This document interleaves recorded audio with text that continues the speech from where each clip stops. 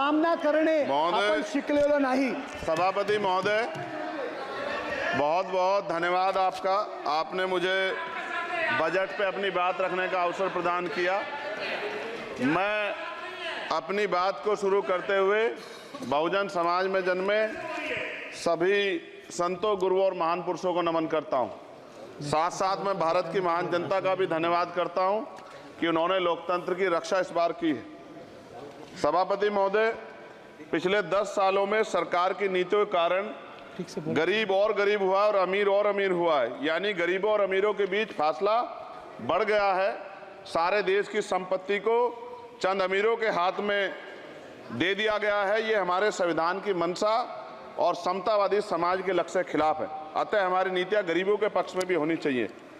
जातिगत जनगणना, SC ST OBC यानी कि जो बहुजन समाज के लिए आज जीवन मरण का प्रश्न है, इसके बारे में कोई बात बजट में नहीं की गई है। इसके बाद जनसंख्या के अनुपात में बहुजन समाज को सभी क्षेत्रों में हिस्सेदारी मिलनी चाहिए, तभी बाबा साहब अम्बेडकर का जो सपना है समतामूलक समाज का, वो पूरा होगा। महोदय, एक ऐसा विकसित भारत है जिसमें आज भी सफाई कर्मचारी को पक्की नौकरी नहीं मिल रही है और उसको गटर में उतरने के लिए मजबूर किया जा रहा है। उनके लिए कोई अलग से बजट नहीं है। बजट बन सकता है अगर सरकार चाहे। SC ST को जो सब प्लान मिलता था, SPC का जो पैसा मिलता था, वो बजट से हटा दिया गया है। साथ साथ देश के स्तर पर आशा, आंगनबाड़ी, भोजन माता, ग्राम सेवक, PRD जवान, होमगार्डों के मानदेय में बढ़ोतरी नहीं हुई है। ऐसा कुछ भी नहीं दिख रहा है कि उनके जीवन में खुशहाली आ जाए। इनका मानदेय बढ़ना चाहिए।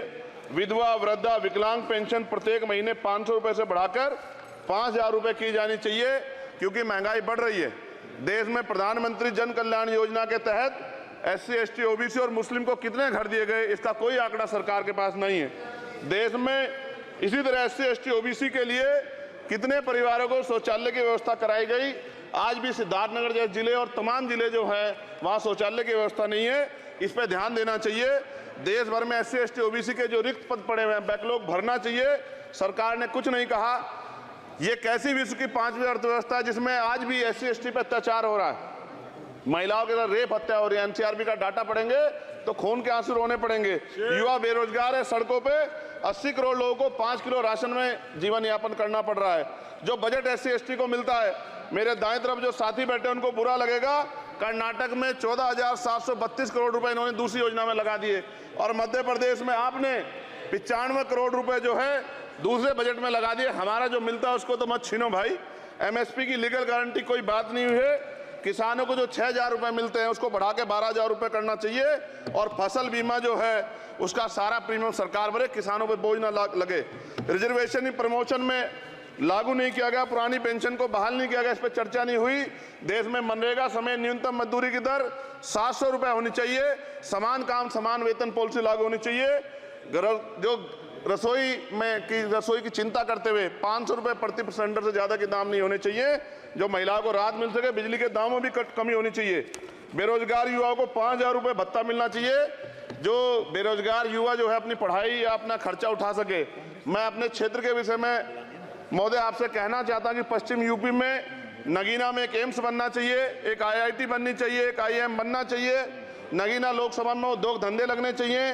नगीना की कताई मिल जो है उसको पुनः शुरू कराना चाहिए। RRTC जो योजना है सरकार की, उसको मेरठ से आगे बढ़ाकर मुजफ्फरनगर, सहारनपुर से नजीबाबाद नगीना होते हुए उसको नगीना तक ले जाना चाहिए। साथ साथ नजीबाबाद से मुंबई के लिए एक ट्रेन चलनी चाहिए और नगीना, श्योरा, किरतपुर में रेलवे के ओवरब्रिज बनने चाहिए। सभापति महोदय, सामाजिक न्याय मंत्रालय को 13,000 करोड़ रुपए दिए गए और जनजाति कार्य मंत्रालय को 13,000 करोड़ रुपए दिए, कुल 26,000 करोड़ रुपए।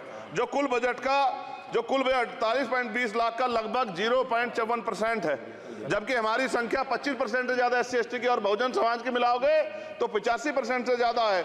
और हमारे विकास के लिए सरकार 1% बजट 1% पैसा खर्च कर रही है, जो मिलना हमें चाहिए, जबकि मिलना हमें 25% चाहिए। ये ऊंट के मुंह में जीरा के समान है, कहावत हमने बहुत दिन सुनी थी। पिछले लंबे समय से हमारे साथ धोखा हो रहा है, लेकिन अब ये नहीं चलेगा। चंद लोगों की तराजू से देश के संसाधन नहीं बटेंगे। इस देश का बहुजन समाज बर्दाश्त नहीं करेगा। संसाधन का बंटवारा संख्या के आधार पे होगा। माननीय काशीराम साहब नारा लगाए थे, ना तो वोट हमारा राज तुम्हारा चलेगा, और आज हम कह रहे हैं ना ही वोट हमारा और नोट तुम्हारा चलेगा। इस बात का भी ध्यान जो है सरकारों को देना पड़ेगा। आपके माध्यम से सरकार से मेरी एक मांग है, सरकार इस योजना का लाभ भी अपने आप ले ले, सरह भी ले ले कि 1 लाख रुपए सालाना बहुजन समाज के अत्यंत गरीब परिवारों को दे। 10 लाख करोड़ रुपए खर्च होंगे, लेकिन इस 1 लाख रुपए की योजना से एक झटके से एक परिवार गरीबी की रेखा से ऊपर आएगा और इनके बच्चों को कुपोषण खत्म होगा, अच्छी शिक्षा मिलेगी, महिलाओं को सम्मानजनक जीवन मिलेगा और इससे वास्तव में सबका साथ सबका विकास का नारा सार्थक होगा। अगर प्रश्न ये होगा कहां से आएगा, तो उसका जवाब ये है कि जब अमीरों का 16 लाख करोड़ रुपए माफ हो सकता है, कॉर्पोरेट टैक्स का घटाकर लाखों करोड़ रुपए का चूना सरकारी खजाने को लगाया जा सकता है, पेट्रोल डीजल के दाम 10 गुना एक्साइज ड्यूटी बढ़ाई जा सकती है, तो गरीबों को सरकार पैसा क्यों नहीं दे सकती। महोदय, समय आ गया है, अब निजी क्षेत्रों में आरक्षण की व्यवस्था होनी चाहिए। SC ST OBC को निजी क्षेत्रों में आरक्षण मिलना चाहिए। और मेरी आपसे ये भी मांग है, क्योंकि अब समय की मांग है और देश तेजी से आगे बढ़ रहा है, तो मैं कहूंगा कि सरकार का जो सबका साथ सबका विकास का नारा लगभग वो असत्य महसूस होता है, क्योंकि अल्पसंख्यकों में मुसलमानों, जैनों, सिखों, बुद्धिस्टों के लिए कुछ दिख नहीं रहा, उनकी कल्याण कोई योजना नहीं है। मदरसों को जो बजट मिलता था वो कम कर दिया गया है, आर्थिक तंगी से लोग मर रहे हैं, इंटर्नशिप की बात हुई है, परमानेंट रोजगार नहीं है। और दिल्ली में क्या हुआ बच्चों के साथ कल, उनकी सुरक्षा की जिम्मेदारी क्या है? वो आए तो बनने थे IAS IPS और बन क्या गए, लाशें बन के गए। यहाँ से कोई ध्यान नहीं दे रहा है, किसी की नजर नहीं है। साथ साथ मैं आपसे ये भी आग्रह करूंगा कि हम ग्रामीण क्षेत्रों से आए लोग देश से बड़ा प्रेम करते हैं और हम ये महसूस करते हैं कि सरकारें हमें सुनेंगी, सरकारें हमारे बारे में सोचेंगी, लेकिन ऐसा महसूस हो जाता है आज़ादी के 75 साल बाद, और जिसको अमृत काल कहा जा रहा है, आज भी SC ST OBC के लोगों पर अत्याचार हो रहा है। अभी 2 दिन पहले गोली से उड़ा दिया गया गाजियाबाद में और राजस्थान में गर्दन काट दी गई। ये घटनाएं देख के डर लगता है, घर से निकलते हुए भी कि आने घर वापस लौटेंगे नहीं लौटेंगे। तो मेरा सरकार से आग्रह है, अगर आज़ादी के 75 साल बाद भी हमारी हत्या हो रही है, तो हमारी मां को भी दर्द हुआ होगा जब उसने हमें पैदा किया हो, हमारी बहनों को भी हमारे खोने का दर्द होता होगा। कैसी कानून व्यवस्था है आपकी, सब कुछ है आपके पास, फिर भी जो है महिलाओं पर रेप नहीं रोक पा रहे हो, हत्याएं नहीं रोक पा रहे हो, गरीबों, दलितों, पिछड़ों, किसानों, मजदूरों की जान नहीं बचा पा रहे हो। किसान सुसाइड कर रहा है, नौजवान सुसाइड कर रहा है, और बड़ी बड़ी बातें होती हैं, इधर भी अच्छे लोग हैं, इधर भी अच्छे लोग हैं, लेकिन अच्छाई तब होगी जब जमीन पे भी कुछ काम दिखाई देगा। और जमीन पे महोदय कोई काम दिखाई नहीं दे रहा है। जब कोई योजना की बात आती है तो सरकार हमसे मुंह मोड़ लेती है। आप बताइए, एजुकेशन का बजट कम कर दिया, हेल्थ का बजट कम कर दिया। मैं अपने क्षेत्र में गया तो आप विश्वास कीजिए, डॉक्टर नहीं है, स्कूल में मास्टर नहीं है, और कोई भर्ती ऐसी नहीं जिसका पेपर लीक नहीं होता है।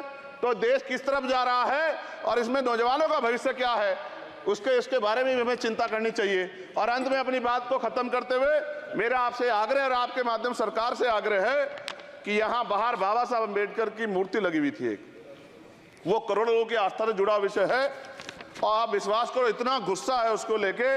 मेरी आपके माध्यम से मैं हाथ जोड़ता नहीं हूं, लेकिन मैं हाथ जोड़ के आपसे आग्रह कर रहा हूं कि प्रधानमंत्री जी, सरकार से हमारी आग्रह कि वो अम्बेडकर वादियों के सम्मान का ध्यान रखते हुए, उनके जो है दिल की पीड़ा को समझते हुए, उनके दर्द का ध्यान रखते हुए उस मूर्ति को पुनः स्थापित करा दीजिए। अगर इसमें कोई राजनीतिक कारण अलग बात है, लेकिन मैं कंक्लूड कर रहा हूं। मगर मैं आपसे कहना चाहता हूं, इसमें बहुत गुस्सा है। जिस दिन अम्बेडकर वादी गुस्सा हो जाएगा, वो फिर इस सरकार को जो 24 में आ गई है, वो आने वाले चुनाव में ऐसा सबक सिखाएगा कि दोबारा पलट के नहीं देख पाओगे। तो मैं आपका धन्यवाद करता हूं, और मुझे विश्वास है कि सरकार मेरी बातों पे गौर करेगी और गरीबों के बारे में सरकार सोचेगी, गरीबों को आगे बढ़ने के अवसर प्रदान होंगे। धन्यवाद।